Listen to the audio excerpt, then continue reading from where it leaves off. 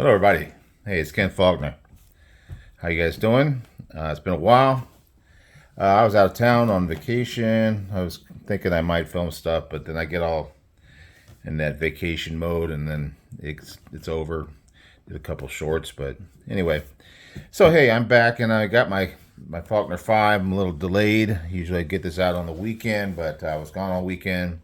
So what I got was the Hinderer XM-18. It ended up getting carried a little bit longer than the other ones. And, actually, I don't mind that too much because this is one of the ones I was more excited about. And the main reason for that is that this one was more recently acquired by me, so I hadn't been able to carry it that much.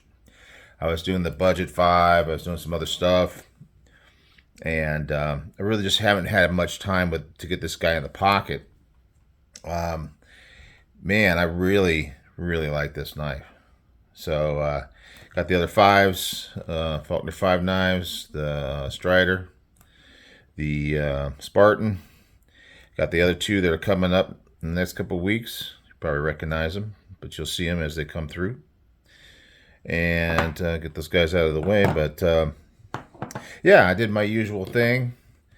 Um, I was very, very happy with this knife. This has been somewhat of a grail for me. It's probably for a lot of people, especially when you're coming into the knife collecting game and you hear so much talk about Hinderer.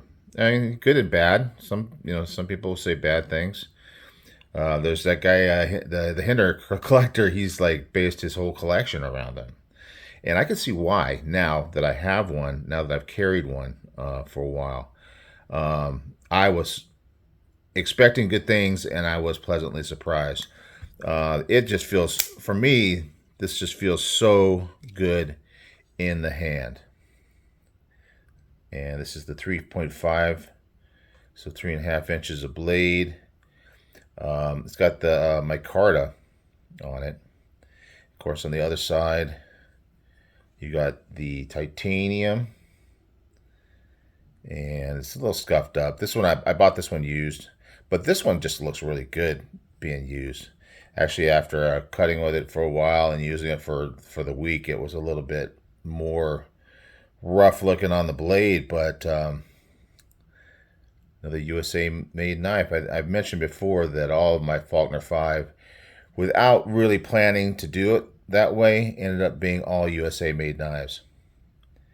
So, I mean, certainly nothing. I do have some great knives from other places, but it just happened that in this particular set of 5, they're all USA made.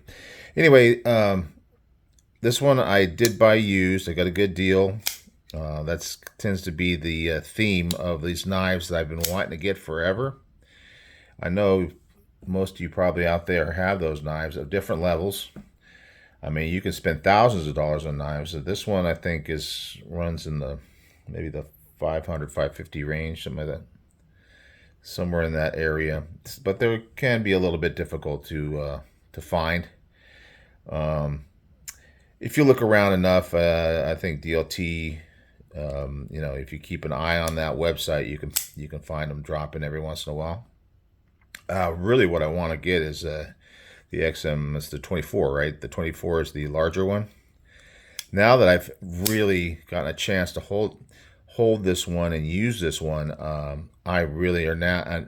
I always wanted a 24 as well, but now that I have this one, because sometimes I'll buy a knife from a company that I've been wanting for a long time, and then I'll be okay. The pressure's off. I kind of like, I've got that knife. I got at least one from that company, and so I'm gonna start buying from somebody else, and maybe I'll get around to it later. But this one feels so good. A lot of people like the what they call the what's the term? Where it's just a straight handle without like any kind of finger grooves or anything like that. But this one just feels so good. The jimping back here, jimping up here, they're just two good spots for jimping. And it's that pretty large jimps that these ones are not super sharp. but they definitely give you traction, and you get it back here too, so you really get in all directions, forward, backward. You're getting good traction on even back here. So if you're getting back here and pushing in on something, you get a little bit on the back. It's just really well thought out, and at least for my hand, it just fits so nice. And this finger choil is a full front finger choil, so choking up is really good. You still have plenty of blade. It may knock you down to close to 3 inches of cutting edge, but you got that length of your blade, and you know, all your cutting is done here where the finger studs are not, the thumb studs are not in the way. Thumb studs work great, both with the thumb and the middle finger. Really nice. The flipper does stick out a bit, which does not bother me at all. In fact, I really actually prefer knives like that. I'm not too stingy about my my pocket real estate when I have a knife in the pocket. For me, that's the primary thing. Everything else can move to the side and get around the knife. The knife's the most important. But with that little curve up on there, it's almost like a little hook, but it's not sharp, it's not pokey. It doesn't do anything to hurt. It really gives you a great flick if you use that. I tend to do middle finger myself, but you got that option there.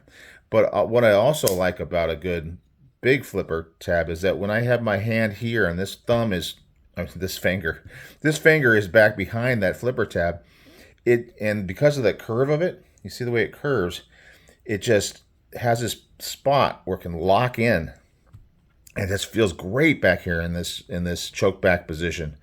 And this feels great because then my middle finger is locked in to that position. This scallop here in the micarta is really well done.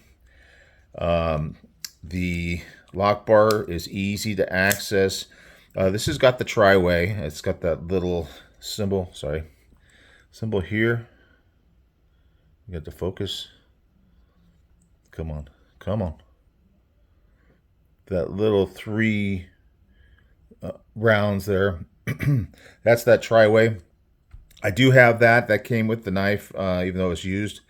But it has the bearings in there, and so smooth. I mean, it's almost similar to that smooth feeling that you have on a washer knife, because it's so well machined.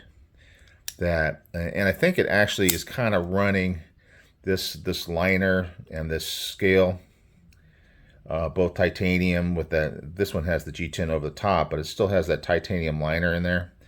And on the blade, I think it kind of, I think that there's a little bit almost, because I saw when I took it apart that it looked like there was a little bit of a wear there, like it's running on the bearings, but the just how closely machined it is, it actually runs up against there. But I could be wrong on that.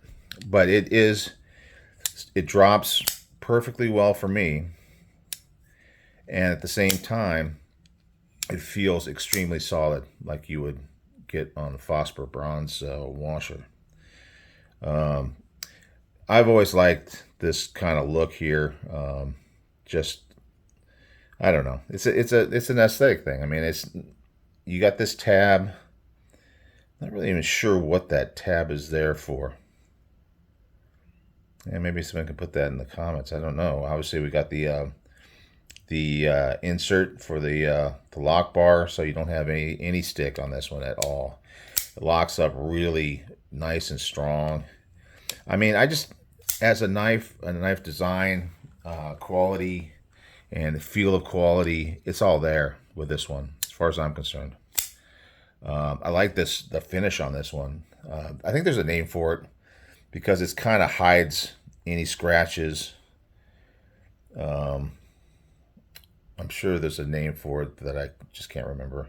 I should have done some research on it, but I'm more about how it makes me feel, how much I enjoy it.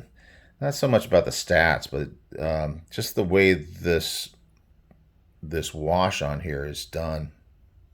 It just really, it looks like it's a well-used knife that looks good, well used. Um, the micarta on it, I do like micarta quite a bit. I like that they have that liner in there, which is titanium, because that gives it a little bit more strength, I think. But the micarta just has a great feel, and this micarta is actually quite good. So, you know, all in all, I think that this company really does well with their knives. I already talked about, you know, spine whacking. Some people are able to break the lock or whatever, but I have not had any issue with this one.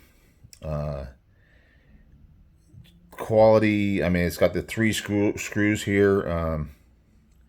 It's a little bit hard taking it apart because of this side. These are like little sleeved little pieces that slide in. And then as you're trying to put it back together and you move it the wrong way and it falls out as you're trying to screw it in and all that kind of thing. That was a little bit challenging, but also because I didn't get much sleep last night.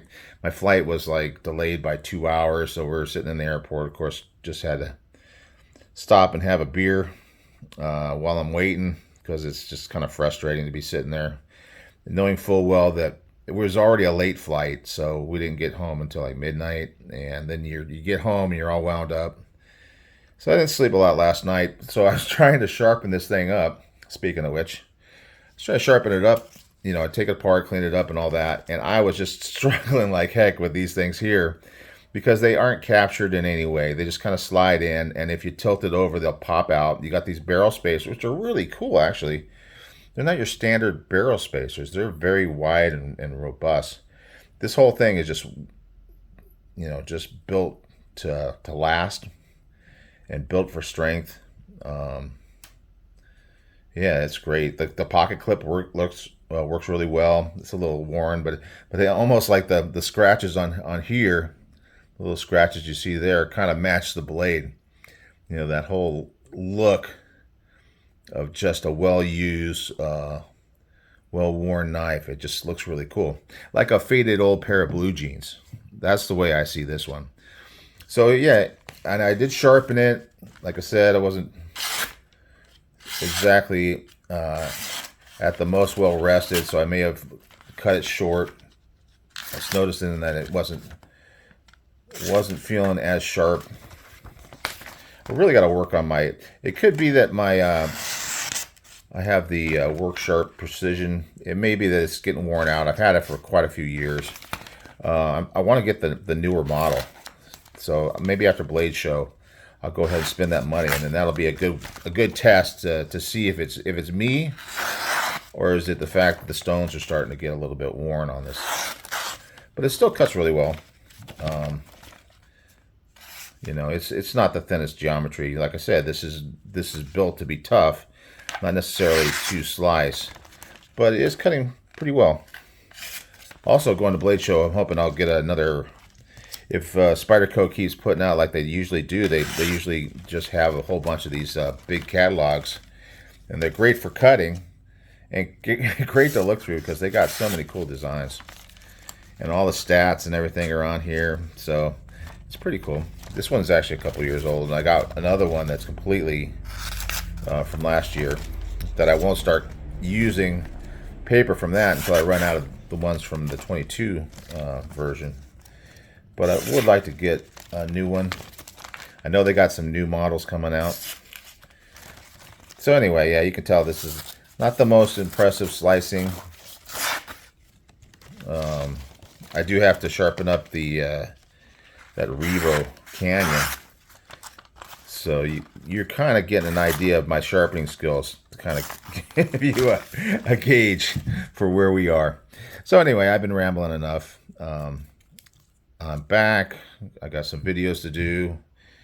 I think I got enough to get me through to a Blade Show, and then after that, there should be a nice backlog of knives to check out. So I'll be showing you what I pick up from the show. Maybe to do some videos from the show, hopefully. All right, guys. Thanks for watching. We're moving on next week to this guy. This is the Three Rivers Manufacturing the Atom. So I'm going to start carrying this today.